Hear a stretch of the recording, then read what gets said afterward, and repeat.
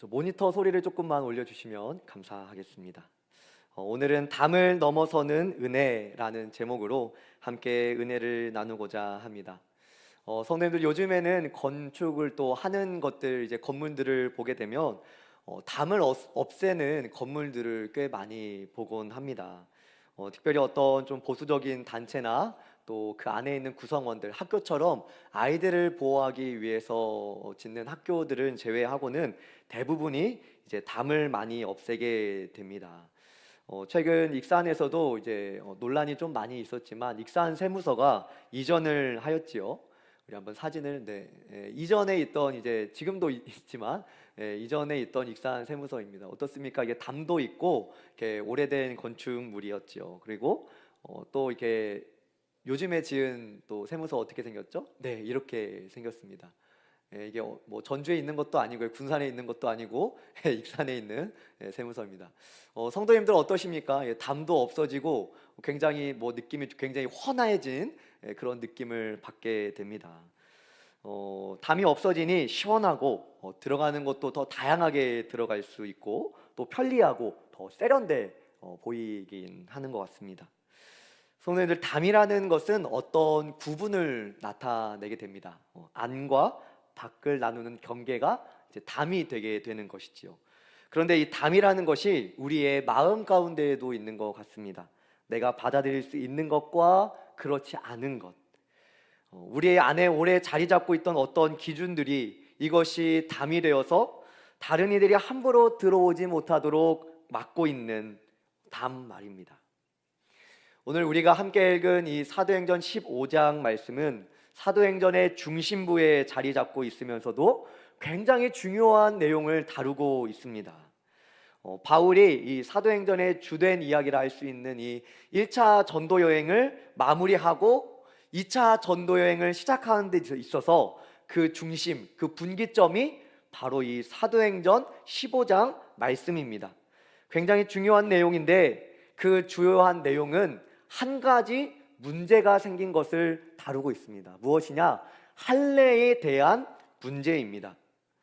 성도님들, 유대인들은 수년 동안, 굉장히 오랜 기간 동안 할례를 해왔습니다. 그리고 이 할례는 자신들이, 유대인들이 하나님의 백성이라는 표, 그것이 바로 상징이 할례였습니다.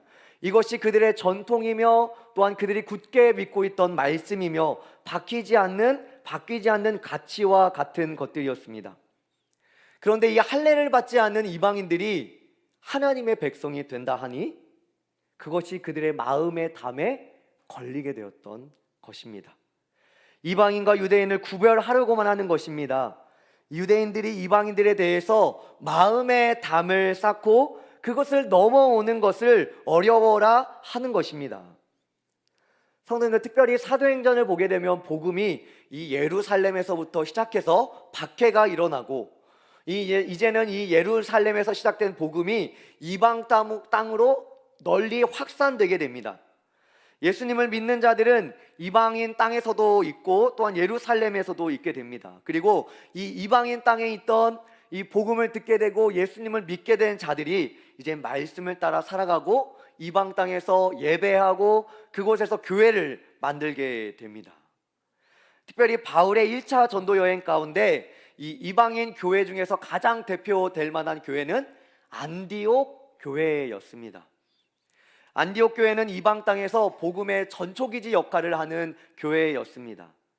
안디옥 교회는 그 지역의 복음을 전할 뿐만 아니라 바울의 사역을 열심히 도와 이방 땅으로 복음이 계속해서 흘러 들어갈 수 있도록 함께 애쓰고 동역하던 교회였습니다. 그리고 그러한 이 안디옥 교회에 최초로 그리스도인이라, 이 안디옥 교회를 바라보며 이방인들이 그리스도인이라 불리우는 놀라운 일이 일어나게 된 것입니다. 성도님들, 이것이 너무나 놀라운 일입니다. 왜 그러냐면 이 헬라 문화권 안에 있어서 다신교, 그러니까 신을 많이 섬길 뿐만 아니라 많이 섬기면 섬길수록, 신은 섬기면 섬길수록 좋아 라고 생각하고 있는 이 헬라 문화권 안에 있는 이 이방인들이 그 많은 우상들을 다 버리고 예수님만 유일한 신으로, 유일한 하나님으로 섬긴다라는 것입니다. 그리고 이것으로 오는 여러 가지 환난도 감수하고 있던 교회가 안디옥 교회였습니다. 이 안디옥 교회는 이방인 그리스도인들에게는 모교회가 되는 것입니다. 그리고 이렇게 복된 소식이 이제는 이방인 교회인 이 안디옥 교회로부터 이제 예루살렘 교회로 이 소식이 들리게 됩니다. 그리고 오늘 우리가 함께 읽은 사도행전 15장 말씀에서는 이 이방인 중심으로 이루어져 있는 안디옥 교회의 근간을 흔드는 굉장히 어려운 문제를 봉착하게 되는 것입니다. 1절 말씀입니다. 우리 1절 말씀 함께 읽어보겠습니다. 시작. 어떤 사람이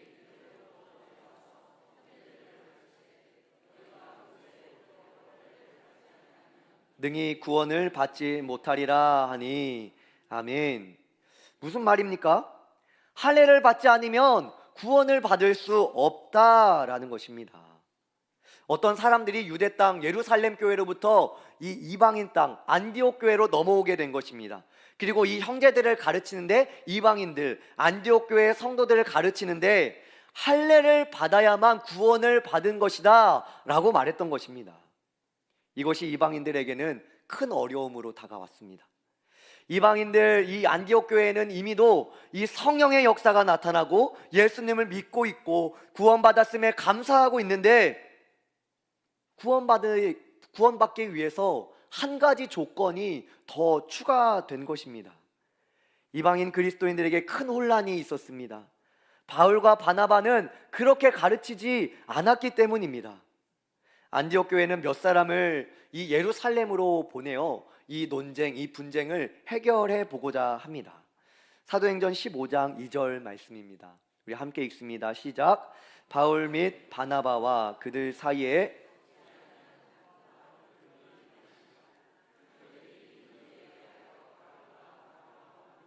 그 중에 몇 사람을 예루살렘에 있는 사도와 장로들에게 보내기로 작정하니라. 아멘. 갈등을 해결하기 위해서 한 발짝 내딛게 됩니다. 그런데 그 처음이 결코 쉽지 않게 진행되게 됩니다. 예루살렘 교회에 있던 많은 유대인 그리스도인들이 할례를 꼭 받아야만 한다라고 주장했던 것입니다. 5절 말씀입니다. 바리새파 중에 어떤 믿는 사람들이 일어나 말하되 이방인에게 할례를 행하고 모세의 율법을 지키라 명하는 것이 마땅하다 하니라. 아멘. 성도님들, 예루살렘 교회와 안디옥 교회 사이에 갈등이 생겼습니다. 믿는 자들 안에 갈등이 생긴 것입니다. 그런데 이 일이 너무나 중요한 시점인 것은 예루살렘 교회에 부흥이 일어나고 안디옥 교회, 이방인 교회에도 부흥이 일어나고 이 초대교회의 큰 부흥의 흐름이 거대한 선교의 흐름이 되었고 이 부흥을 이끄시는 성령님 안에서 교회는 이제 하나 될 수 있는가 없는가, 이것을 보여주고 있기 때문입니다. 문화가 다릅니다. 생활 양식이 달라요. 생긴 것도 다르고 과거에 신앙했던 모습이 다릅니다. 그런데 교회가 성령 안에서 하나 될 수 있는지 아니면 쪼개져서 두 교회가 되어야 하는지, 이것을 보여주는 정말 중요한 장면인 것입니다. 유대인 중심의 교회인 예루살렘 교회가 자신들에게 있었던 유대의 전통을 버리고 이방인 교회, 이 안디옥 교회를 받아들일 수 있는지, 품을 수 있는지 하는 것입니다. 어떻게 보면 이렇게 차이가 많이 나는데, 이렇게 담이 높은데 어떻게 하나 될 수 있을까 싶을 것입니다. 이 담을 넘어서 유대인과 이방인이 한 교회 될 수 있을까? 이 담을 넘어서 한 형제, 한 자매 될 수 있을까? 성도님들, 오늘 교회에도 때때로 갈등을 만나게 됩니다. 그리고 이러한 갈등이 거듭할수록 우리의 마음의 담이 점점 높아지는 것 같습니다. 우리가 한 하나님을 믿고 신앙하고 있지만 각자의 생각이 다르고 신앙하였던, 또한 교육받았던 신앙의 교육에 따라 각자의 판단이 다르기도 합니다. 각자 살아온 환경에 따라 어떤 기준을 갖기 마련입니다. 우리는 그 기준들이 함께 하려 할 때 때로는 갈등을 경험하는 것이죠. 서로 높은 담, 기준을 세워 서로가 서로를 받아들이지 못하게 되는 것입니다. 성도님들, 분명한 것은 아무것도 하지 않으면 아무 일도 일어나지 않는다라는 것입니다. 아무것도 하지 않으면 때론 갈등도 피할 수 있습니다. 그런데 갈등을 피하려고 아무것도 하지 않는 것을 하나님이 기뻐하실까요? 사도행전의 복음의 확장과 역사, 그리고 하나님께서 교회를 이곳에 세워주신 목적과 사명이 분명한데 이 모든 것을 무시하고 갈등이 두려워 아무것도 하지 않으면 하나님의 뜻이 이루어지겠습니까? 교회의 사명이 이루어지겠습니까? 성도님들, 우리가 함께 사역을 하다 보면 때론 입장이 다르는 이 갈등을 만납니다. 저분의 말과 행동이 이해가 안 될 때가 있지요. 제 예를 한번 드려보겠습니다. 우리 권사님들 김장할 때를 한번 생각을 해볼까요? 교회 김장을 하는 것입니다. 성도님들, 제가 많이는 안 해봤는데 교회 김장을 해보면 꼭 한 분은 주도를 해주셔야 돼요. 권사님들 아멘이십니까? 꼭 한 분은 이 총대를 매주셔야 합니다. 안 그러면 김치가 이 맛도 저 맛도 아니게 되는 것입니다. 어떤 분들은 젓갈을 더 넣어야 된다 그러고, 어떤 분들은 좀 짜다 그래요. 또 어떤 분들은 싱겁다고 합니다. 각 집마다 이 김장하는 방법과 김치 맛이 달라서 이 차이가 있는 것이지요. 그런데 주도하는 분이 이분 말도 듣고 저분 말도 들으면 어떻게 될까요? 그의 김치 맛이 어떻게 되죠? 네. 어떻게 아셨습니까? 산으로 가게 되는 거예요. 김치 맛이 산으로 가게 됩니다. 이 맛도 아니고 저 맛도 아닌 게 되는 것이에요. 그런데 주도하는 분이 이제 모두를 수용하지만 이제 그분의 이제 모두들이 같이 김장하는 이 성도님들이 함께 그분의 말에 순종하고 따라가면 김치 맛이 좀 짤 수도 있고 좀 싱거울 수도 있겠죠. 젓갈 맛이 좀 부족하다고 생각될 수도 있겠지만 분명한 것은 한 가지 맛이 난다는 것입니다. 성도님들, 교회는 무슨 맛이 나야 합니까? 우리 한번 따라해 볼까요? 교회는 예수님의 맛이 나야 합니다. 우리 한 번 더 크게, 교회는 예수님의 맛이 나야 합니다. 교회는 이 맛 저 맛이 아닙니다. 예수님의 맛이 나야 될 줄로 믿습니다. 오늘 유대인들 그리스도인들과 이방인 그리스도인들, 이 엄청난 차이와 담을 넘어서기 위해서 먼저는 베드로가 나서게 됩니다. 우리 사도행전 15장 8절로 9절의 말씀입니다. 우리 함께 읽습니다. 시작. 또 많음을 하시는 하나님이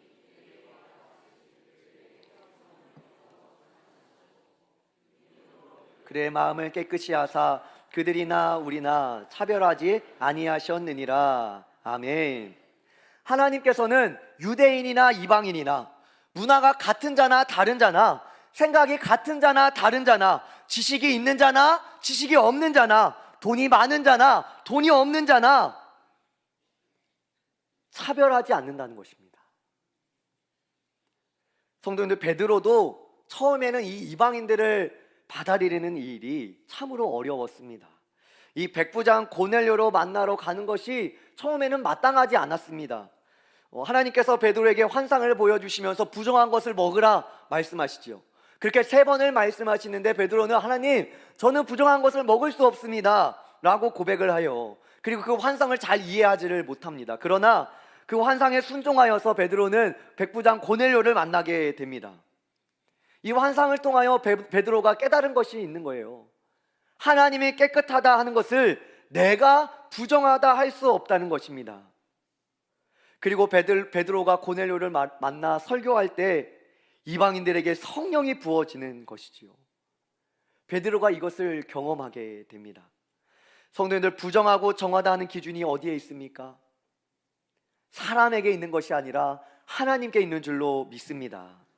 베드로는 그렇게 하나님께서 차별하지 않고 성령을 부어주셨으니 이방인에게 멍에를 지우지 말자라고 말씀합니다. 10절로 11절 말씀입니다. 우리 함께 읽습니다. 시작. 그런데 지금 너희가 어찌하여 하나님을 시험하여 우리 조상과 우리도 능히 매지 못하던 멍에를 제자들의 목에 두려느냐. 그러나 우리는 구원받는 줄을 믿노라 하니라. 아멘. 이방인들에게 율법의 멍에를 씌우지 말자라는 것입니다. 그리고 정말 중요한 말을 합니다. 성도님들, 이방인이나 유대인이나 모두가 무엇으로 구원을 받는다 말씀합니까? 11절에 우리와 동일하게 주 예수의 은혜로 구원 받는 줄을 믿노라. 할렐루야. 동일하게 주 예수의 은혜로 구원을 받는다라는 것입니다. 성도님들, 구원의 기준이 어디에 있습니까? 은혜에 있다라는 것입니다. 유대인이나 이방인이나 배운 자나 못 배운 자나 돈이 많은 자나 적은 자나 구원의 기준은 은혜에 있다라는 것입니다. 그렇습니다. 성도님들, 이 자리에 모인 우리 모두가 오직 은혜로 구원을 받았습니다. 우리에게 어떤 자격이 있어서 은혜가 주어진 것이 아닙니다. 로마서 5장 8절은 이렇게 말씀합니다. 우리가 아직 죄인 되었을 때에 그리스도께서 우리를 위하여 죽으심으로 하나님께서 우리에 대한 자기의 사랑을 확증하셨느니라. 아멘. 우리가 아직 죄인 되었을 때입니다. 그때에 그의 사랑을 확증하셨다 말씀합니다. 의인 되었을 때가 아닙니다. 우리가 성화되었을 때가 아닙니다. 성도님들, 이 구원의 서정, 이 구원의 과정 가운데 우리에게 너무나 큰 은혜가 되는 것이 바로 이것이지요. 우리가 아직 죄인 되었을 때라는 것입니다. 우리가 아직 죄인 되었을 때 예수님께서 우리를 위하여 십자가에 달려 죽으셨다라는 것입니다. 우리가 아직 죄인 되었을 때에 우리를 사랑하셨다라는 것입니다. 우리가 아직 죄인 되었을 때에 우리를 그의 백성으로 부르셨다라는 것입니다. 우리가 아직 성화되기 전에 그의 백성으로 부르셨다. 우리가 어떤 자격을 갖추기 전에 우리를 그의 백성 삼으셨다라는 것입니다. 성도님들, 오늘도 죄인 되었고 자격 없는 우리를 이 자리로 불러 모아 주셨음을 감사하시기 바랍니다. 오늘도 하나님께서는 그 크신 은혜로 자격 없는 우리를 이 예배의 자리로 불러 모아 주셨습니다. 우리가 생각하기에 착하고 예수 믿을 만한 자들이 그러한 성품과 그러한 환경이 예수님을 믿는 것, 은혜입니다. 그런데 죄인들, 괴수들, 다른 사람들이 잘 상종하려 하지 않고 우리의 마음에 원수된 자 같은 자들이 예수 믿는 것, 이것이 놀라운 은혜입니다. 그들을 놀랍게 변화시켜가는 하나님의 놀라운 은혜인 것입니다. 그런데 이상하게 그 은혜로 모인 우리는 서로를 정죄하기 시작하는 것입니다. 주일인데 왜 옷을 그렇게 입냐? 말투가 그게 뭐냐? 직업도 변변찮네. 직분을 받았는데 그거밖에 되지 않냐? 분명 하나님께서 은혜로 우리를 불러주셨는데 그 부르심에는 어떤 자격도 없었음에도 불구하고 은혜로 모인 우리가 서로에게 자격을 탓하고 있는 것입니다. 성도님들, 미국의 유명한 전도자인 D.L. 무디 목사님의 이야기가 있습니다. D.L. 무디 목사님은 어린 시절 아버지가 일찍 소천하시고 이 빚쟁이들에게 쫓겨서 이제 늘 어린 시절부터 일을 할 수밖에 없는 환경 가운데 있었다고 합니다. 어린 나이에는 농장에 가서 일하고 또 구두를 팔면서 이렇게 가족들을 책임졌다고 해요. 그래서 이 어린 시절부터 일을 자꾸만 할 수밖에 없으니까 교육을 잘 받지 못했다고 합니다. 오늘날로 하면 초등학교 5학년 정도의 교육을 받지 못했다고 합니다. 그래서 그러나 성령님께서 그를 사용하시자 놀라운 전도자와 이 미국의 부흥을 이끌었던 큰 부흥의 인물이 바로 이 D.L. 무디 목사님입니다. 그런데 이렇게 성령님께서 강하게 사용해 주셨음에도 불구하고 이 D.L. 무디 목사님의 설교 가운데 이 때때로 이 설교의 어떤 문법이 틀리거나 또한 단어가 틀리는 일이 종종 있었다고 합니다. 한 번은 D.L. 무디 목사님께서 이 명문대에서 설교를 하시고 이제 내려오셨다고 합니다. 그런데 교수님이 이 D.L. 무디 목사님을 찾아와서 이렇게 말하는 것입니다. 목사님, 설교 너무 좋았습니다. 그런데 유감스럽게도 목사님의 설교 가운데 문법적으로 틀린 부분이 50군데가 있더군요. 이렇게 말을 했다고 합니다.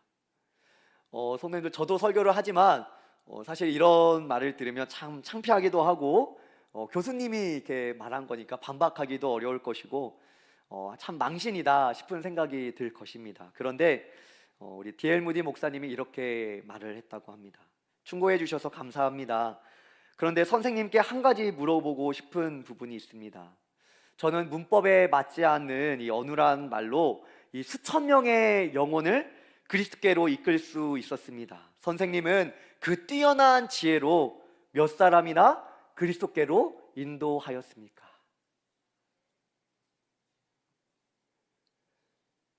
성도님들, 우리는 판단하는 데는 빠릅니다. 그런데 그 빠른 판단력과 지혜로 우리는 한 영혼 구원하는데 얼마나 애쓰고 있습니까?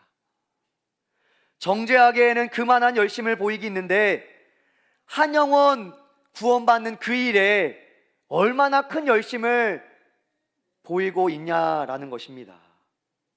하나님께서 주신 지혜와 판단력과 이 열심을 우리는 엉뚱한 데 쓰고 있지는 않은가라는 것입니다. 성도님들, 하나님께서 은혜로 우리를 그의 백성으로 부르심을 믿으십니까? 오늘도 은혜 받은 자답게 살아가시기 바랍니다.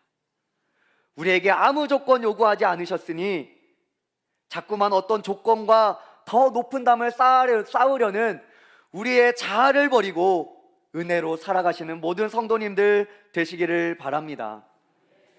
성도님들, 성남에 선한 목자 교회라는 교회가 있습니다. 그곳에 이제 지금은 원로 목사님이신 유기성 목사님께서 사도행전 15장 말씀을 설교하시면서 이런 말씀을 하시더라고요. 제가 듣기로는 이 유기성 목사님이 오시기 전에 선한 목자 교회도 굉장히 큰 어려움이 있었다라는 얘기를 들었습니다. 목사님께서 목회 중에 큰 어려움을 경험하면서 스스로 이런 질문을 하셨다고 해요. 하나님, 서로 사랑하는 교회가 정말 가능합니까? 기도를 하시면서 이렇게 너무 답답하니까 이렇게 기도를 하신 거예요. 그러면서 이제 결론은 하나님께서 그렇게 말씀하셨으니 그렇게 될 것이다 라는 믿음을 가지는데 또 한 가지 질문이 들었다고 합니다. 지금 사단이 가장 좋아하는 것은 무엇일까? 라는 거예요. 성도님들, 지금 사단이 우리 교회 가운데 가장 좋아하는 것이 무엇이겠습니까? 성도님들, 이전의 교회를 한번 생각해 보시기 바랍니다. 처음에 드럼이 교회에 들어올 때 엄청난 반대가 있었다고 저는 들었습니다. 거룩한 성전에 어떻게 세상 물건이 들어오냐라는 것으로 교회 안에 시끄러웠던 때가 있었다고 저는 들었어요. 성도님들, 그러나 보십시오, 저희 교회. 그리고 성도님들 보십시오. 드럼 없는 교회가 요즘에는 거의 찾아볼 수가 없지요. 그런데 우리는 이런 문제들로 목소리를 높이고 싸운다라는 것입니다. 누가 가장 좋아할까요? 유기성 목사님이 이렇게 말하더라고요. 저 사람을 이겨보려고, 서로 이겨보려고 한번 해보라는 것입니다. 그런데 분명한 것은 그 안에 승자는 아무도 없다라고 말하시더라고요. 다 패배밖에 없다. 그리고 누구만 이기느냐? 사단만 승리한다라고 말씀하시더라고요. 성도님들, 우리가 무엇으로 구원을 받았습니까? 오직 은혜로 구원받은 줄로 믿습니다. 성도님들, 교회의 성공이 어디에 있습니까? 성도가 많아지면 교회의 성공이고 성도가 적어지면 교회의 실패입니까? 그러면 교회가 은혜로 분명히 선다라는 것은 무엇일까요? 그 은혜로 우리를 불러주셨는데 은혜에 합당한 교회의 모습은 무엇이냐라는 것입니다. 성도님들, 미국의 큰 교회인 윌로우 크릭이라는 교회가 있습니다. 그런데 이 윌로우 크릭이라는 교회가 2007년에 한 보고서를 충격적이게 발표하게 돼요. 이 윌로우 크릭이라는 교회가 어떤 교회냐면 많은 목회자들이 와서 함께 훈련을 받고 교육을 받는 그 지역과 사회와 이 미국 전체에 큰 영향력을 주는 교회였습니다. 그런데 이 교회가 그동안 32년간의 그 교회의 모든 사역을 정리하면서 보고서를 발표하게 됩니다. 그런데 그 결과가 굉장히 충격적이에요. 그 보고서 결과에 이렇게 말합니다. 우리는 실패했다. 사람들에게 많은 복음을 전했습니다. 많은 영혼들을 하나님 예수님께로 이끌어 왔어요. 심지어 많은 목회자들에게도 영향을 주는 교회였습니다. 그런데 그렇게 많은 프로그램과 재정과 인력에 많은 것들을 쏟아 부었는데도 그 32년의 사역 가운데 결과가 우리는 실패했다라는 거예요. 이 보고서에는 이 32년간의 사역을 정리하는 데 기준을 이렇게 두었다고 합니다. 우리는 얼마나 더 뜨겁게 사랑하게 되었나?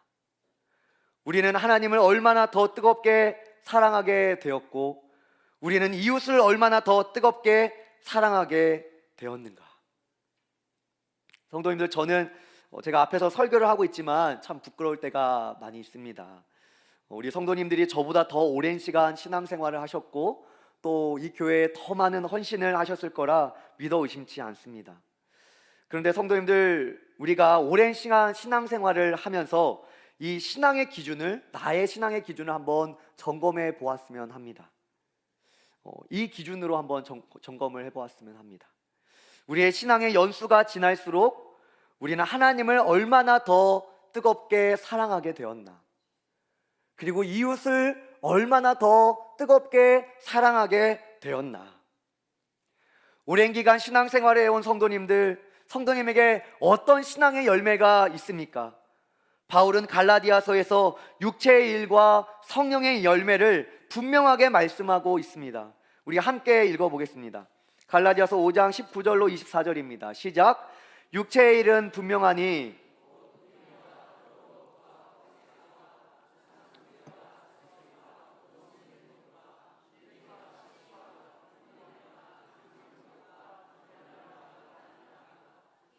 술 취함과 방탕함과 또 그와 같은 것들이라. 전에 너희에게 경계한 것 같이 경계하노니 이런 일을 하는 자들은 하나님의 나라를 유업으로 받지 못할 것이요 오직 성령의 열매는 사랑과 희락과 화평과 오래 참음과 자비와 양성과 충성과 온유와 절제니 이 같은 것을 금지할 법이 없느니라. 아멘.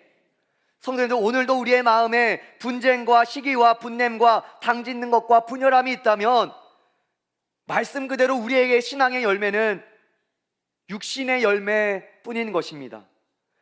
21절에는 이런 것으로는 하나님의 나라를 유업으로 받지 못한다 말씀합니다.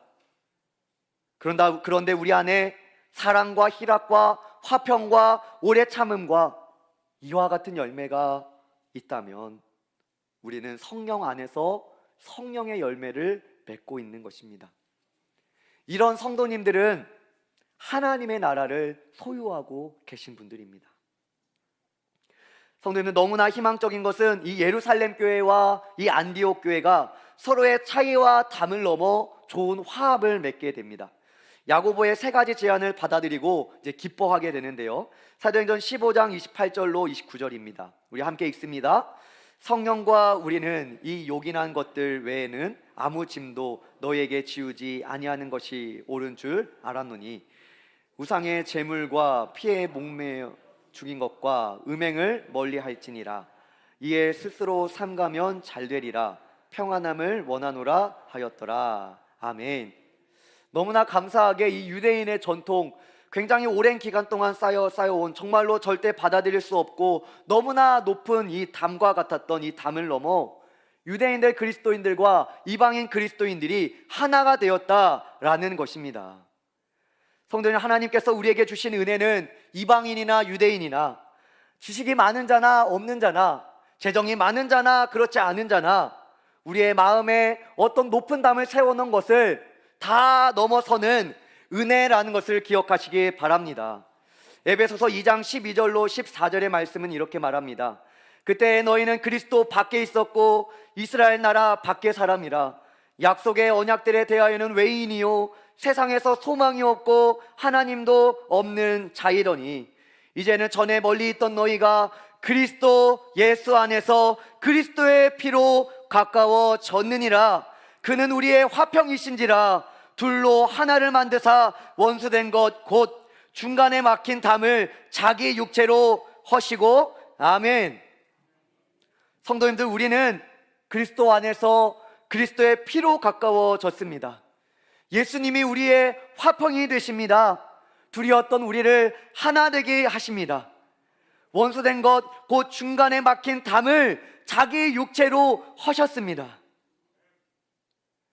손을 그런데 오늘도 우리는 우리의 마음의 담을 자꾸만 높이 만들고 있지는 않습니까? 마음의 담을 허물고 다가가기보다는 더 높은 담을 세우고 있지는 않았습니까? 죄인인 우리가 은혜를 받고 구원받았다라는 것이 무엇을 뜻합니까? 나의 죄가 예수님에게 전가되어 예수님께서 십자가에 달려 죽으신 것입니다. 십자가에 달린 예수님에게 나의 죄가 전가되고 예수님의 십자가의 순종이 나에게 전가되어 내가 순종하지 못하지만 그 그리스도의 십자가의 순종으로 내가 의롭다함을 받았다라는 것입니다. 예수님과 내가 하나 된 것입니다. 예수님과 내가 연합된 것입니다. 예수님께서 나를 위해 십자가에 달리셨지만 그 십자가에 나의 자아를 못 받고 나의 육신적인 것, 세상의 열매 나오는 것들을 예수님의 십자가와 함께 못 박는 것입니다. 갈라디아서 5장 24절이 이렇게 말씀합니다. 그리스도 예수의 사람들은 육체와 함께 그 정욕과 탐심을 십자가에 못 박았느니라. 형제들아, 내가 그리스도 예수 우리 주 안에서 가진 바 너희에 대한 나의 자랑을 두고 단언하노니 나는 날마다 죽노라. 너희는 이 세대를 본받지 말고 오직 마음을 새롭게 함으로 변화를 받아 하나님의 선하시고 기뻐하시고 온전한 신 뜻이 무엇인지 분별하도록 하라. 아멘. 성도님들, 우리는 날마다 죽어야 합니다. 우리 안에 올라오는 정욕과 탐심, 내 자아에서 자꾸만 올라오는 것을 십자가에 못 박아야 합니다. 십자가에 못 박힌 내 자아가 자꾸만 살아서 꿈틀꿈틀 될 때 우리는 계속해서 나는 날마다 죽노라 고백해야 된다라는 것입니다. 날마다 마음을 새롭게 함으로 변화를 받아야 합니다. 자격 없이 주어진 은혜를 생각해야 됩니다. 이 시간에 몸이 괜찮으신 분들은 우리 자리에서 일어나서 함께 결단하며 찬양하길 원합니다.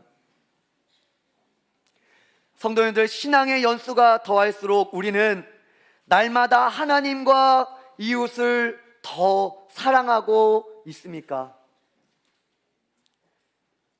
나의 죄 때문에 예수님께서 십자가에 달리셨는데 나는 아직도 예수님의 손에 대못을 받고 있지는 않습니까? 예수님의 옆구리에 창 찌르고 있는 사람이 나 아닙니까? 예수님께서 모든 담을 허시고 원수된 것, 그 모든 것을 자신의 육체로 담을 허셨는데도 불구하고 우리는 그 담을 또 쌓고 있지는 않습니까? 예수님께서 은혜로 우리를 구원하셨음을 기억하며 우리 함께 결단하며 찬양하길 원합니다.